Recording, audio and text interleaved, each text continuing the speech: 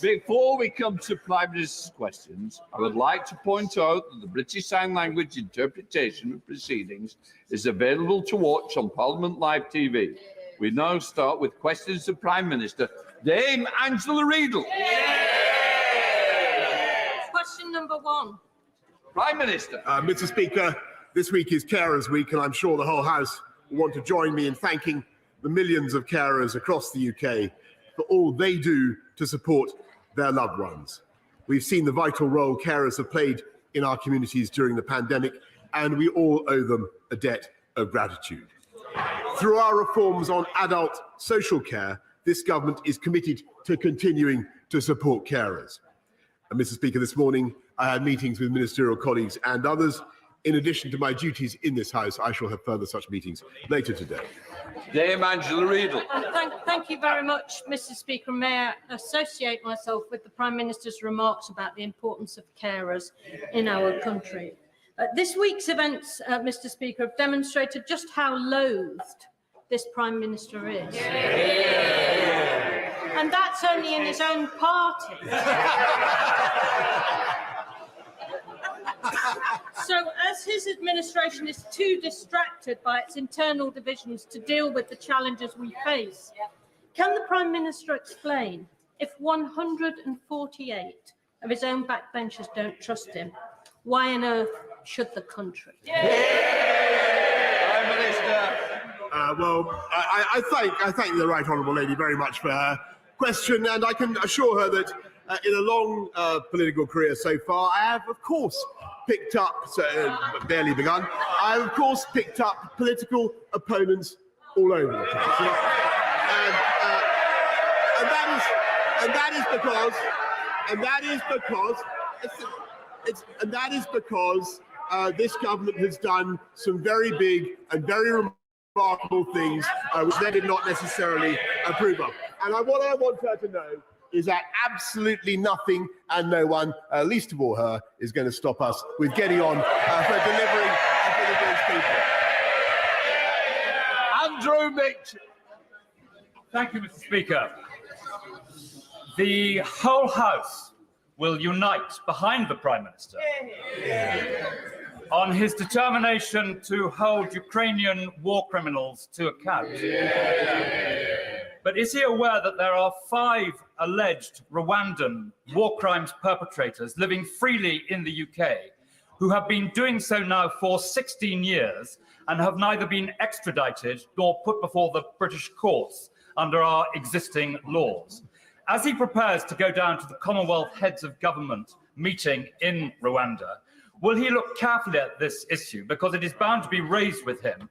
And will he reassure the House and the Rwandan government he takes these matters extremely seriously, and what has so far been justice massively delayed for 16 years will not be grotesquely denied? Prime Minister. I thank my right honourable friend for his question, and he raises an issue on which the UK has campaigned for a long time, and no country is more committed than we are to bringing war criminals to justice. I know that my right honourable friend, the Deputy Prime Minister, has raised the subject recently with the International Criminal Court. However, as he knows, and I will certainly, of course, study the case and take it up as appropriately, it is the subject of an ongoing investigation. It would not be appropriate for me to comment on it further.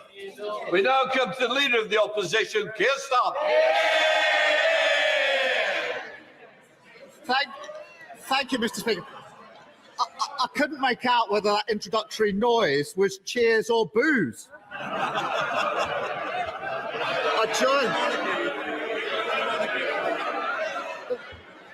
The trouble is, I don't know whether it's directed at me or him. I joined the Prime Minister in his comments about carers. Why did his Culture Secretary, I think hiding along the bench, say that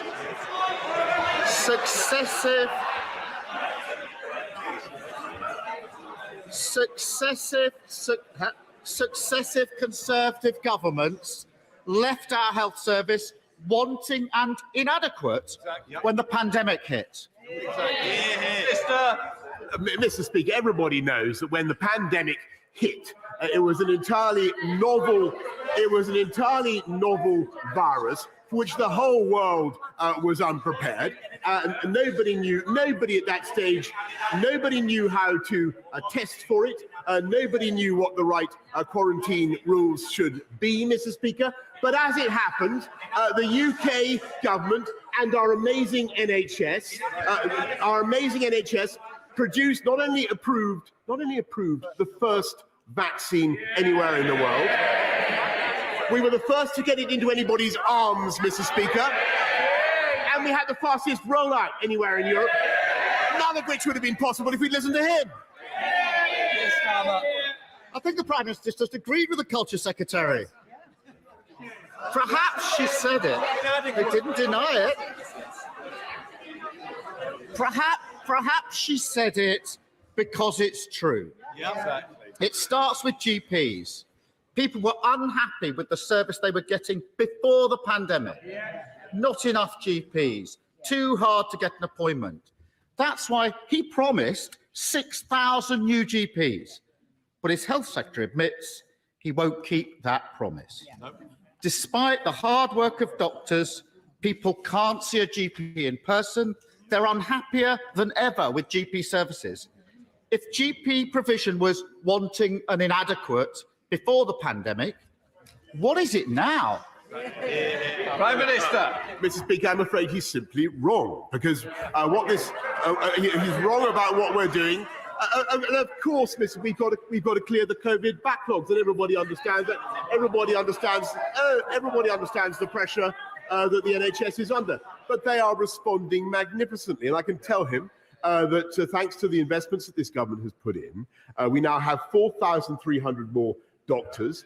We have record numbers. We have record numbers in training. To the best of my knowledge, we have 11,800 more nurses this year than last year, Mr. Speaker, and 72,000 in training, and that is because of the investment that we put in, which was opposed by the party opposite. And the only reason we were able to make that investment, Mr. Speaker, is because we have a strong and robust economy, thanks to the decisions we took.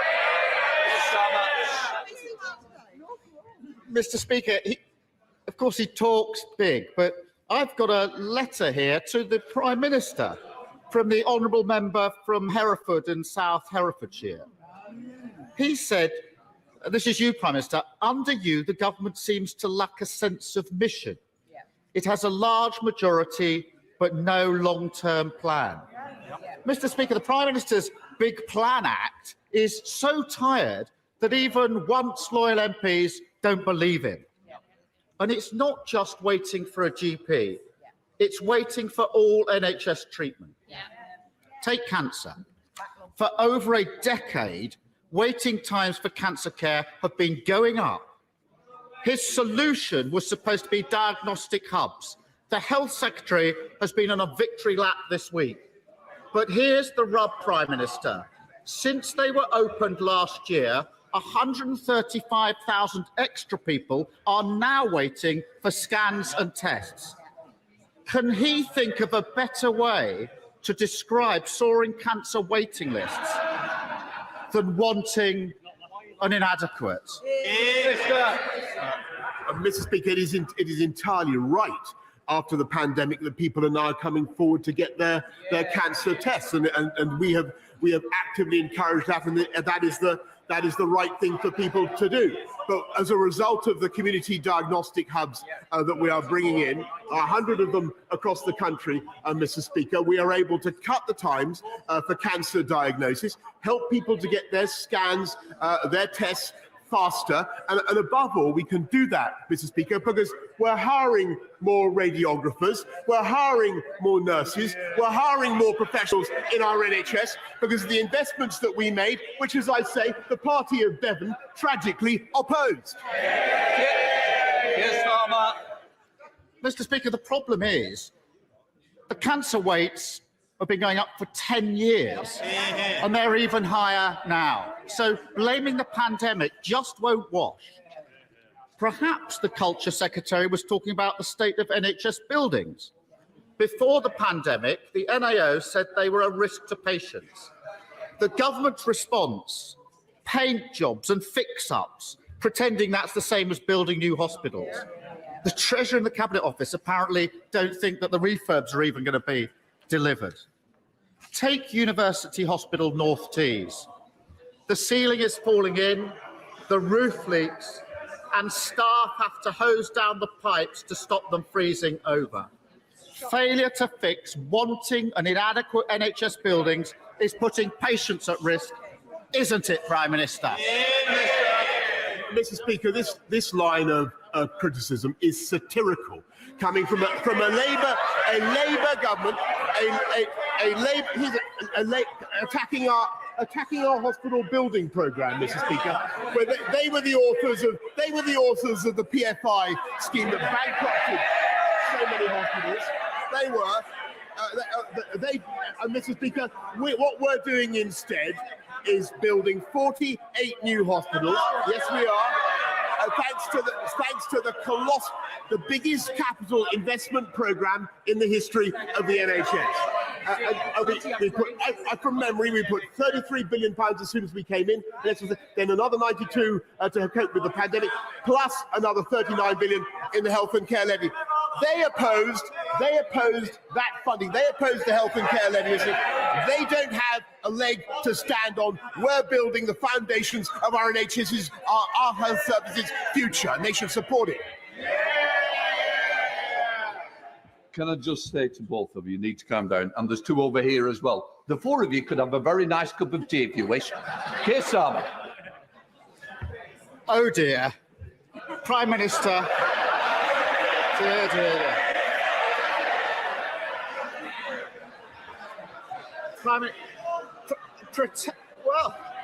Pretending. Mr. Speaker, pretending no rules were broken. Prime Minister, he chunters on. Pretending no rules were broken didn't work. Pretending the economy is booming didn't work. And pretending to build 40 new hospitals won't work either. They want him to change, but he can't. As always with this Prime Minister, when he's falling short, he just changes the rules and lowers the bar. In March, he proposed changing the NHS contract. He wants to double the length of time patients can be made to wait for surgery, from 1 year to 2 years. On top of that, he scrapped zero tolerance of 12-hour waits at A&E. 24 hours at A&E used to be a TV programme. Now it's his policy. Well, it's Health Week. And he's telling all of them. Order.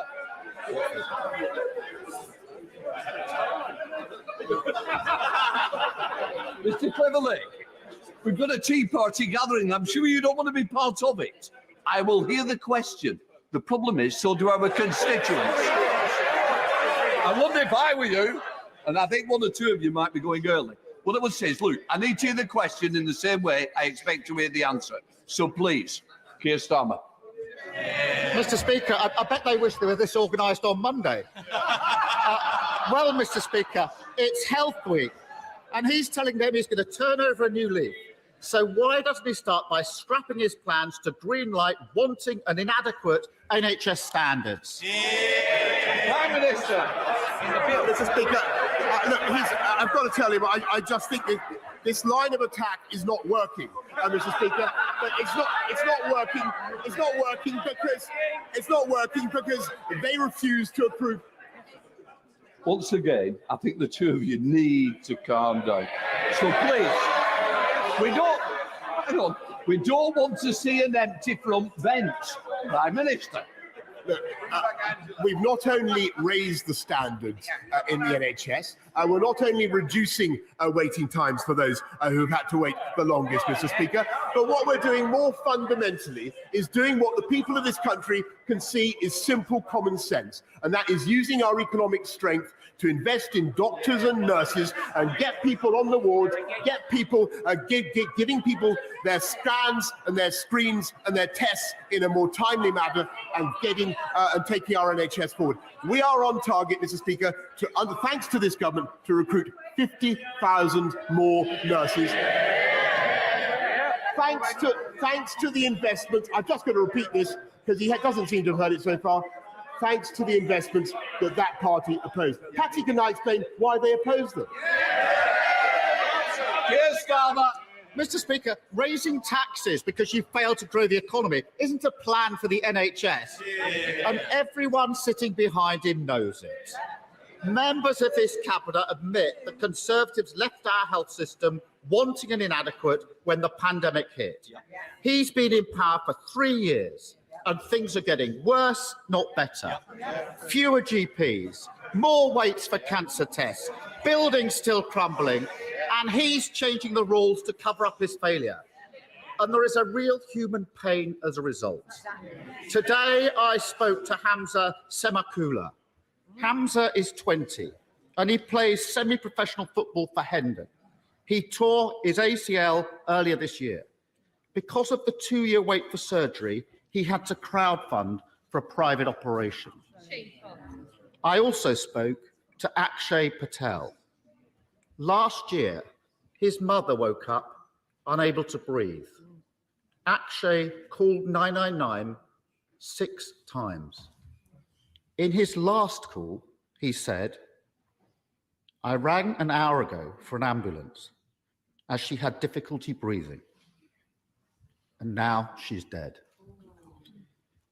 Even he must admit that Akshay, Bina and Hamza deserve better than a wanting and inadequate government utterly unable to improve our NHS.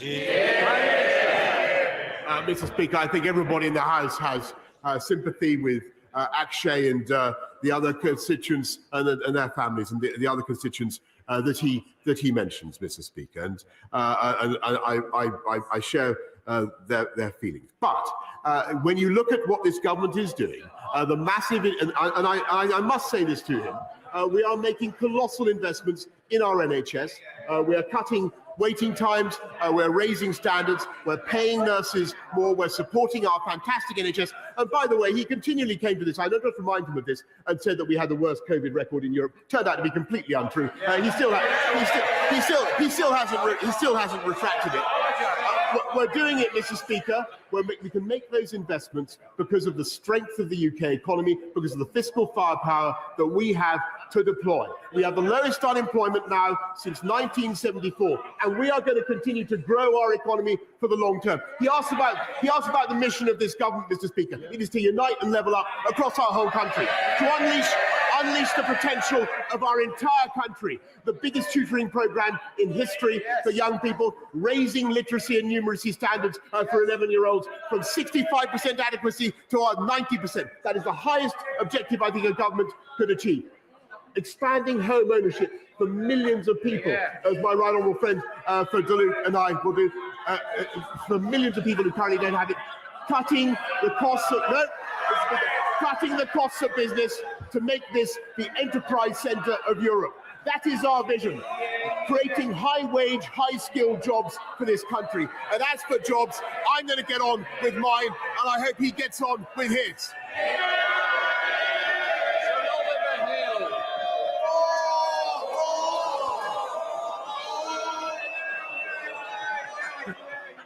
But I didn't know you were so popular. Come on.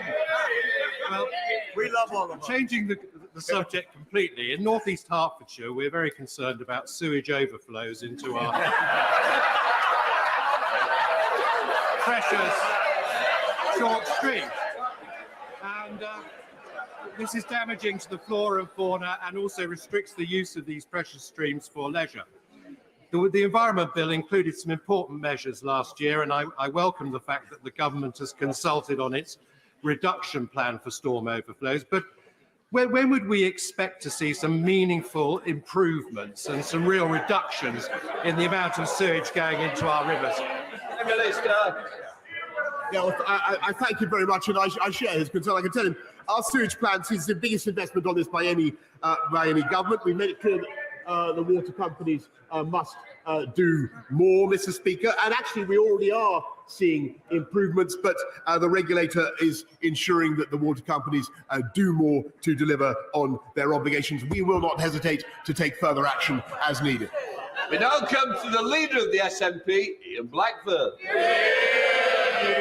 Thank you, Mr. Speaker. Can I associate myself with the remarks of the Prime Minister and the Leader of the Opposition in supporting our carers? Mr. Speaker, week after week, I've called on this Prime Minister to resign. I've been met with a wall of noise from the Tory benches. I thought they were trying to shout me down, but all this time,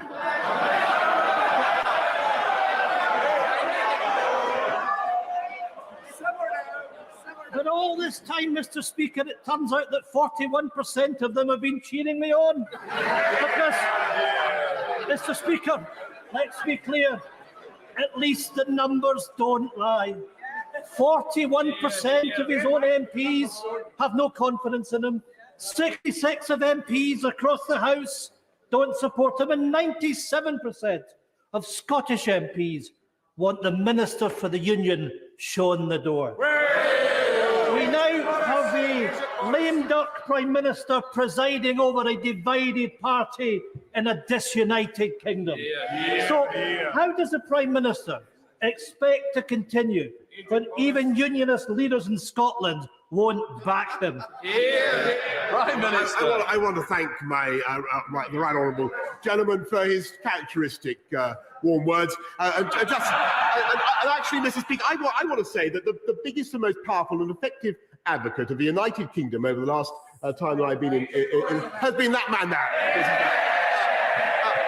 Under his, I don't know how long he's going to last here as leader of the SNP. Long may he rest in place, Mr. Speaker. He is the Araldite that's keeping our kingdom together. I thank him for what he's doing. Blackford. Well, I can say to the Prime Minister,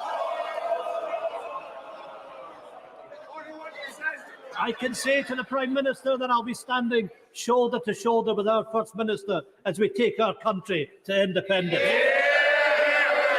Mr. Speaker, the Prime Minister is acting like Monty Python's Black Knight, running around declaring it's just a flesh wound. And no amount of delusion and denial will save the Prime Minister from the truth. This story won't go away until he goes away. For once in his life, he needs to wake up to reality. Prime Minister, it's over. It's done. The Prime Minister has no options left, but Scotland does.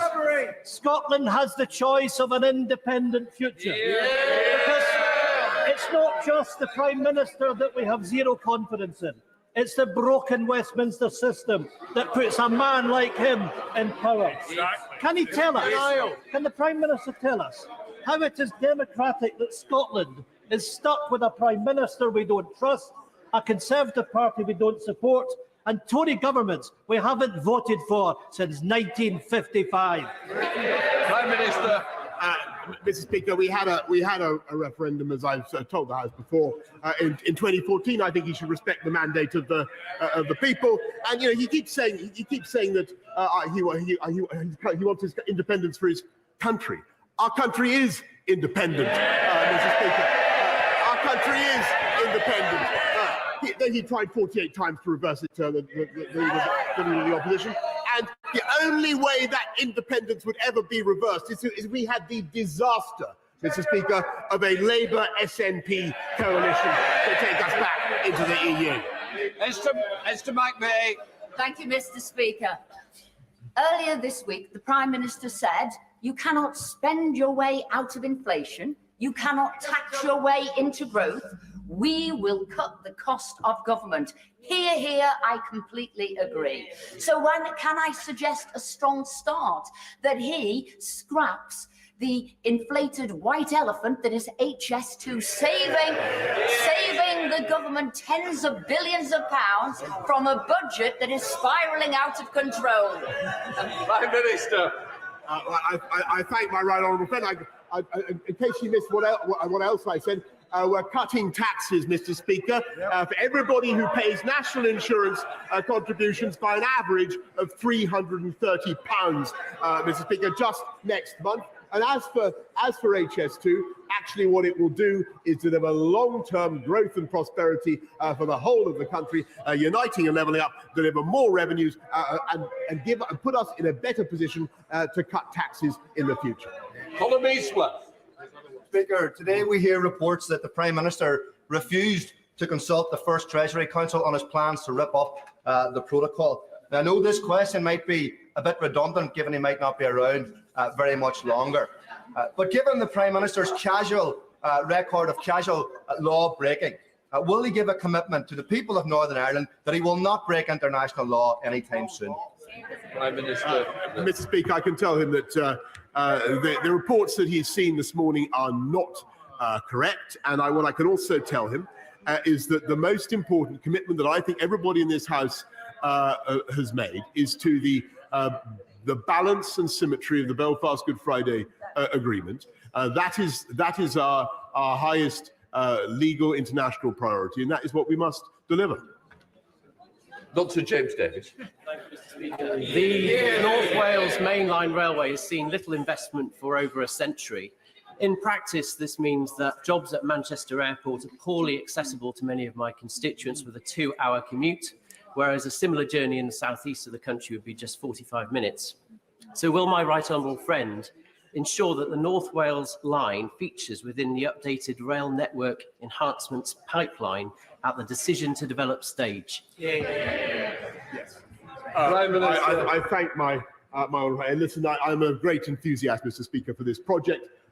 We are looking at it, and I can tell him that the Network Rail has received funding to carry out feasibility work on improving North Wales mainline journey times, and travellers in North Wales could have no more effective advocate than my honourable friend.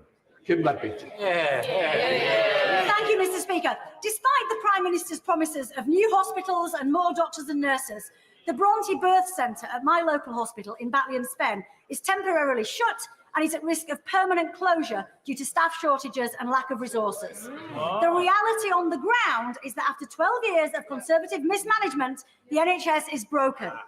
So can the Prime Minister explain to expectant parents in my constituency why, despite his promises, they are now forced to travel miles to give birth, and why his government voted against an effective long-term workforce plan for the NHS, proposed by his right honourable friend, the member for South West Surrey?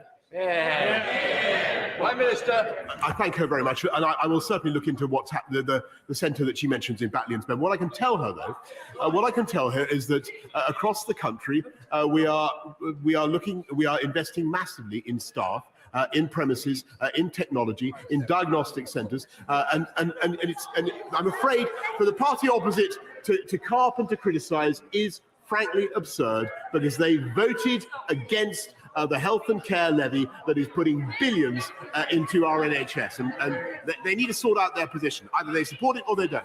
Hold on. Thank you, Mr. Speaker. Would my right honourable friend join me in complimenting Bradford on becoming the City of Culture in 2025? But he also praised the team from Durham, who gave a fantastic representation of what County Durham had to offer. Bradford must really be extraordinary to have beaten us. In 2025, Durham will also celebrate the bicentennial of the Stockton to Darlington Passenger Railway, which will, of course, distract people from Bradford. I believe that my right honourable friend is the best person to lead on delivering levelling up for the North East. And to that end, can he encourage progress on the Footy Hill Station development, reinvigorate the Leamside line, and help deliver a great county deal for County Durham? I thank my honourable friend, and he and I have campaigned on. I've been following his campaign on this for a long time, Mr. Speaker. I'm told that the Department of Transport is currently reviewing the business case for exactly what he has just requested. We're putting the funding in, Mr. Speaker, unlike anything the party opposite ever could have delivered. Richard Thompson. Thank you, Mr. Speaker. In Monday's confidence vote, the Prime Minister secured the support of just 2 out of Scotland's 59 MPs.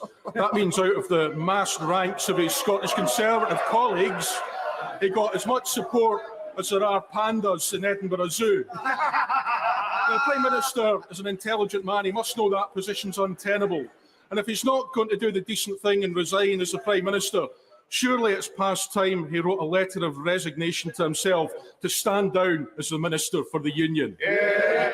Prime Minister. I thank you very much, Mr. Speaker. I really redirect the honourable gentleman to what I said to the right honourable gentleman, my friend, the leader of the SNP, because I think the more they campaign in the current circumstances for breaking up our United Kingdom with all the strength and all the merits that it has, I think the more damage they do to their own case. Thanks, Smith. Thank you, Mr. Speaker. Supporting adults with a variety of mental health challenges, learning disabilities, and conditions such as dementia. Last week, the Prince's Centre in Prince's Risborough in my constituency celebrated 10 years as an independent daycare provider. From my recent visit, it is quite clear what a happy, welcoming and supportive atmosphere has been created for all service users. So will my right honourable friend, the Prime Minister, join me in thanking and congratulating the manager, Kim Challoner, her whole team of staff, volunteers and trustees for delivering this first-class service? And as Chequers is but a hop, skip and a jump from Prince's Risborough, will he deliver those congratulations in person? Prime Minister. Well, I thank my honourable friend, who's amongst his many other distinctions, I think my MP. I also join him in thanking the entire team at the Prince's Centre for everything that they do, and I will certainly keep his kind invitation in mind. Absolutely. Mr. Speaker, I'd have more sympathy for the words get on with the job if it actually started in the first place.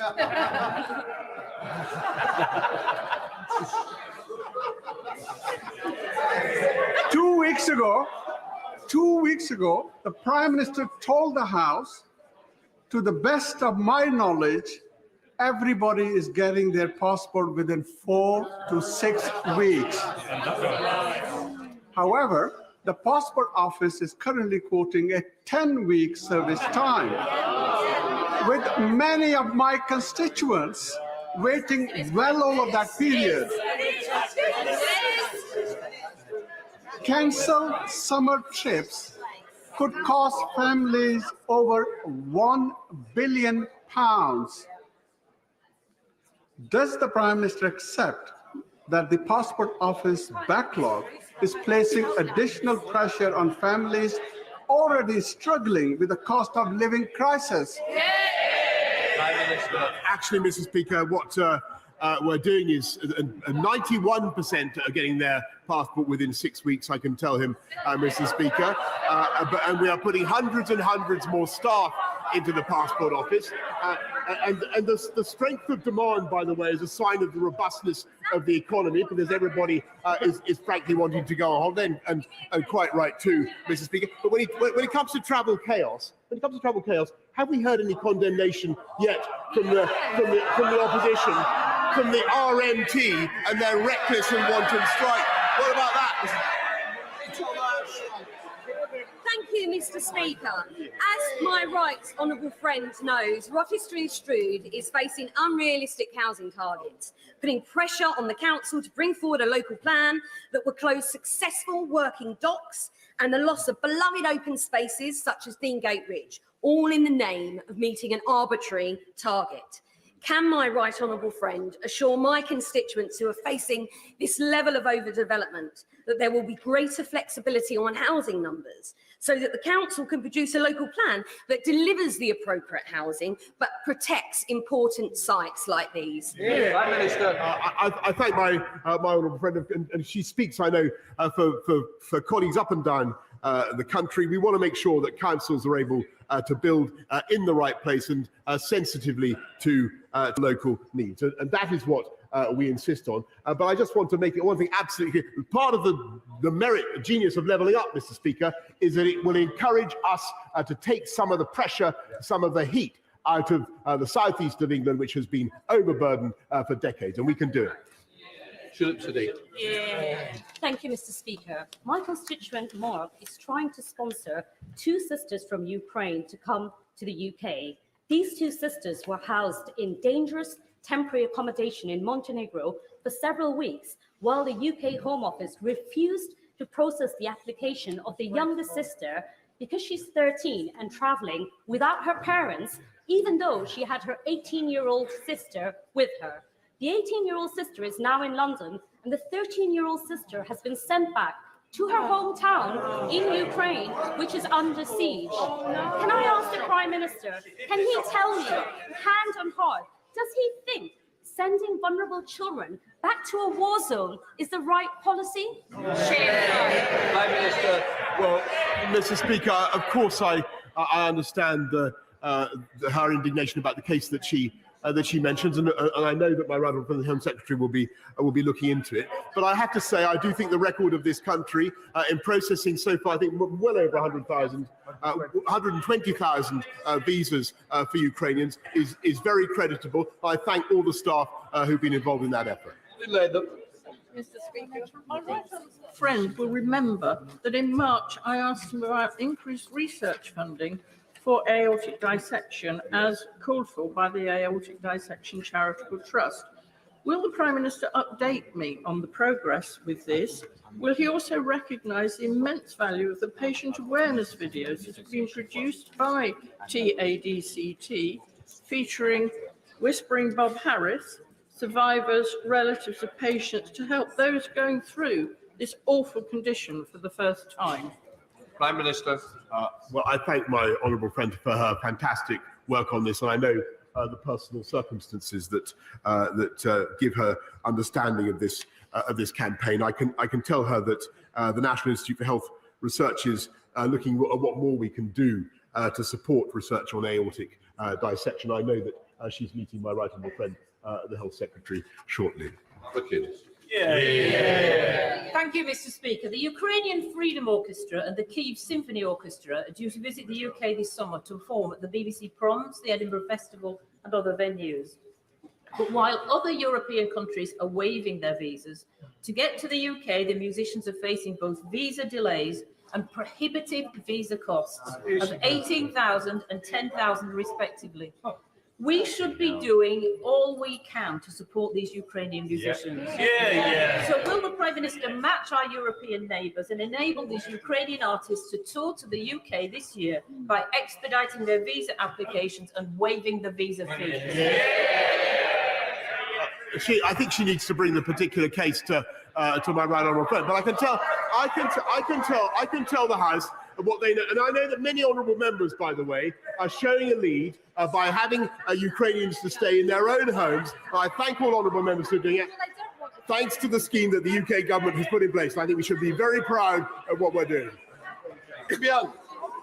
Mr. Speaker, the Prime Minister knows from his visits to Redcar and Cleveland that we enjoy miles of beautiful, uninterrupted coastline. However, since October last year, we've seen thousands of dead and dying crustaceans wash ashore. DEFRA conducted an investigation into this, which led to the theory of algal bloom being the primary cause for these deaths. However, this report does nothing to support the fishermen left devastated by this freak event through no fault of their own. Will the Prime Minister look at how he could support this vital industry to get them back on their feet? Minister, I know my honourable friend and I were walking together on the seafront in Redcar when eating a lemon top, actually, Mr. Speaker, when somebody raised this very point with us, and I can tell him that we've ruled out chemical pollution, Mr. Speaker, but we are looking at we are making another £100 million of investment, including in communities such as his, and working with the fishing industry to help them recover from this problem. Final question, Kenny McCaskill. The poorest in this country currently pay the highest fuel costs through prepayment meters that have higher standing charges and higher tariffs. Belgium ensures a social tariff for the poorest and most vulnerable. As the perverse and pernicious euphemism of self-disconnection enters the lexicon, when in fact it's a politically imposed choice, not something chosen by individuals, is it not time that we provided a social tariff and ended the injustice of prepayment meters? Prime Minister. I thank him, Mr. Speaker, and I can tell him that what we're doing in the immediate, what we're doing right now, is helping 8 million families, 8 million households across the country with £1,200 of support, an extra £300 for pensioners who are in receipt of the cold weather payment, plus £400, Mr. Speaker, for every household in the country. And that is the support that we're giving right now to help people with the cost of energy. And the only reason we can do it, as I've said before to the House, is because of the strength of the economy and because of the brave, tough calls that we got right during the pandemic. Right, that we know. I think the honourable member's been here long enough to know it comes after statements. We don't need to tell him the rules of the House. Right.